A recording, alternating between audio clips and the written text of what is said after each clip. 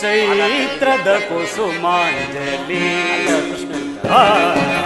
ಚೈತ್ರದ ಪಂಚಮ ಸ್ವರದಲ್ಲಿ ಪ್ರೌಢ ಕೋಗಿಲೆಯು ನಿಸಗ ಸಗಮ ಗಮ ಪಸರಿ ಮಪ ಪದ ಪಂಚಮ ಸ್ವರದಲ್ಲಿ ಪ್ರೌಢ ಕೋಗಿಲೆಯು ಕುಣಿಯೇ ನವೋಲ್ಲಾಸ ಅಮೃತ ವರ್ಷಿಣಿ ಕರೆಯೇ ಮನೋಲ್ಲಾಸ ಅಮೃತ ವರ್ಷಿಣಿ ಚೈತ್ರದ ಕುಸುಮ ಅಮರ ಸಗಮ ಚೈತ್ರದ ಕುಸುಮ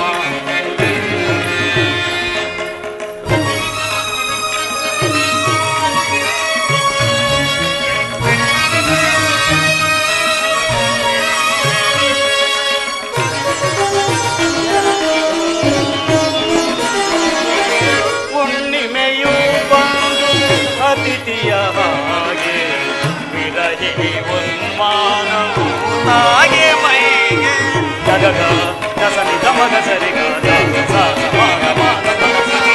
ಯೌವನವು ಬಂದು ಅತಿಥಿಯ ಹಾಗೆ ವಿರಹಿ ಉನ್ಮಾದವು ತಾಗೆ ಮೈಗೆ ಹಿಮಗಿರಿ ತಾಳ್ವಾನ ಮುರಳಿಯ ಸಂಧಾನ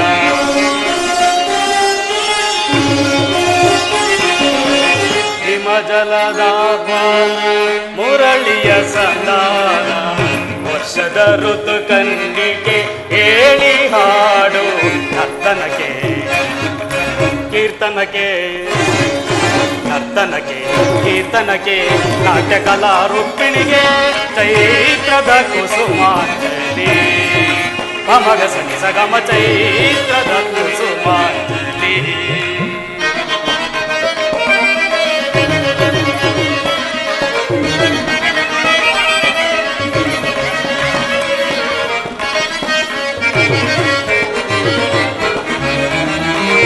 ಯೌವನದ ಹೆಣ್ಣ ಕಣ್ಣೋಟದಂತೆ ಧೃತು ಯಮುನೆಯ ಅಲೆಗಳಾಗೆ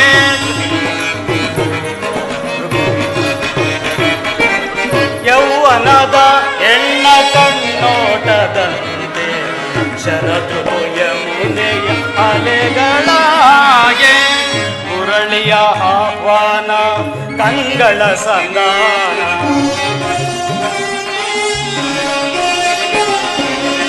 ಮುರಳಿಯ ಆಹ್ವಾನ ಕಂಗಳ ಸಂಧಾನ ವರ್ಷದ ಋತು ಕಣ್ಣಿಗೆ ಹೇಳಿ ಹಾಡು ನರ್ತನಕ್ಕೆ ಕೀರ್ತನಕ್ಕೆ ಕೀರ್ತನಕ್ಕೆ ನರ್ತನಕ್ಕೆ ಕೀರ್ತನಕ್ಕೆ ನಾಟ್ಯ ಕಲಾ ಭಾಮಿನಿಗೆ ಚೈತ್ರದ ಕುಸುಮಾಂಜಲಿ ಮಮಗ ಸನಿ ಸಗಮ ಚೈತ್ರದ ಕುಸುಮಾಂಜಲಿ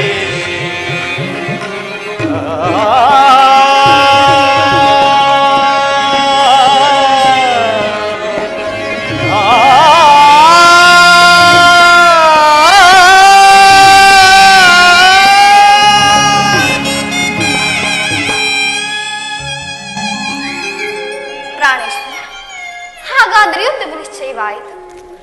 ನಾನು ಮೊದಲೇ ಹೇಳಿಲ್ಲವೇ, ಯುದ್ಧವೆಂದರೆ ನಿಮ್ಮ ಹೃದಯವು ನಲಿದಾಡುತ್ತಿದ್ದು. ರುಕ್ಮಿಣಿ, ಯುದ್ಧವೆಂದು ಬಂದೊದಗಿದೆ. ಆದರೆ ಅದೆಂತಹ ಯುದ್ಧ? ವಿಶ್ವ ಸೃಷ್ಟಿಯಲ್ಲಿ ಇನ್ನೆಂದು ಆಗದಂತಹ ಅಚಿಂತ್ಯ ಹತ್ಯಾಕಾಂಡ. ಒಂದು ಕಡೆ ಕೌರವರ 11 ಅಕ್ಷೋಹಿಣಿ ಸೈನ್ಯ, ಭೀಷ್ಮ, ದ್ರೋಣ, ಕೃಪ, ಕರ್ಣ, ಅಶ್ವತ್ಥಾಮ, ಶಲ್ಯ ಇಂತಹ ಮಹಾನ್ ರಥಿಕರೊಂದಿಗೆ, ಮತ್ತೊಂದೆಡೆ ಪಾಂಡವರ 7 ಅಕ್ಷೋಹಿಣಿ ಯಾದವ ಸೈನ್ಯ. ಈ ಯುದ್ಧವು ಮುಗಿದ ಮೇಲೆ ಈ ಮಾನವ ರಾಶಿಯಲ್ಲಿ ಅದೆಷ್ಟು ಜನ ಉಳಿಯುವರು? ಯುದ್ಧ ಯುದ್ಧ, ಪ್ರಪಂಚದ ಅನಂತ ಪ್ರಳಯ, ಅಸೀಮ ಧ್ವಂಸ. ಪ್ರಭು, ಮಾನವ ಲೋಕವನ್ನು ಈ ಪ್ರಳಯಾವರ್ತದಿಂದ ರಕ್ಷಿಸು. ಅಧರ್ಮದ ಆಕ್ರಮಣದಿಂದ ಧರ್ಮವು ರೂಪುಗೊಳ್ಳಲಿಕ್ಕೆ, ಶಾಂತಿ ಸಂಧಾನಕ್ಕೆ ಪ್ರಯತ್ನಿಸಬಾರದು. ಪ್ರೇಮ ಮೂರ್ತಿಯಿಂದ ನಾಮವಿಂದು ವಿಫಲ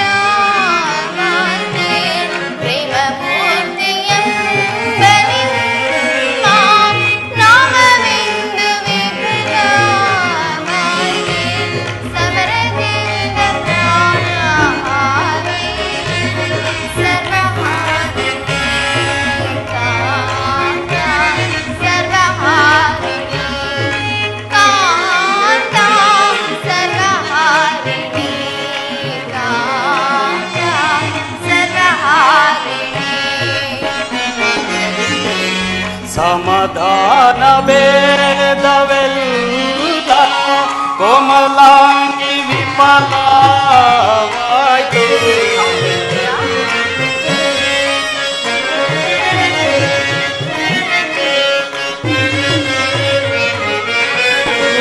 ಸಮಾಧಾನ ಭೇದವೆಲ್ಲ ಕೋಮಲಾಂಗಿ ವಿಫಲವಾಯ್ತು.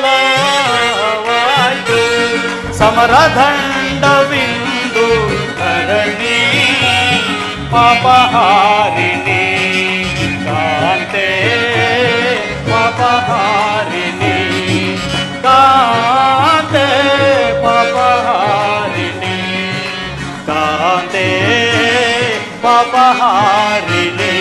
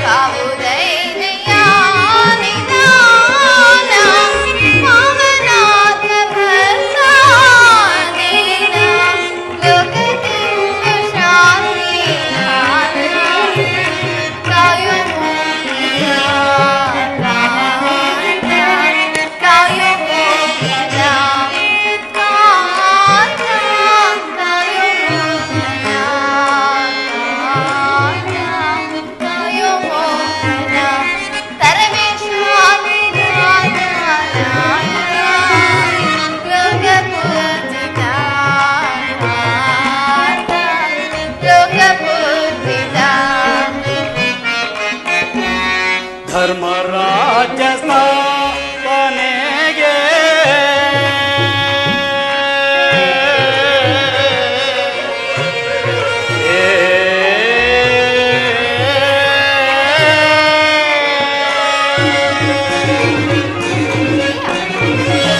ಧರ್ಮರಾಜ ಸ್ಥಾಪನೆಗೆ ಧರ್ಮಯುಕ್ತ ಮಿಲ್ದೊದಗೆ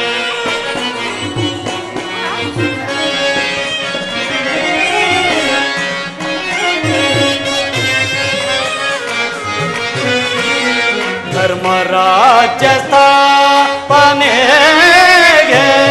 ಧರ್ಮಯುಕ್ತ ಮಿಲ್ದೊದಗೆ ಧರ್ಮಭೂಮಿ ಭಾರತವು ಧನ್ಯವಾದುದೇ ಕಾಂತೆ ಧನ್ಯವಾದುದೇ ಕಾಂತೆ ಧನ್ಯವಾದುದೇ ಕಾಂತೆ ಧನ್ಯವಾದುದೇ. ಭಯವಿದೇಕೆ ಶಾಂತೆ ಕಾಂತೆ ಪ್ರೇಮ ಪೂರಿತೆ ಕಾಂತೆ ಪ್ರೇಮ ಪೂರಿತೆ ಪ್ರೇಮ ಪೂರಿತೆ ಪ್ರೇಮ ಪೂರಿತೆ.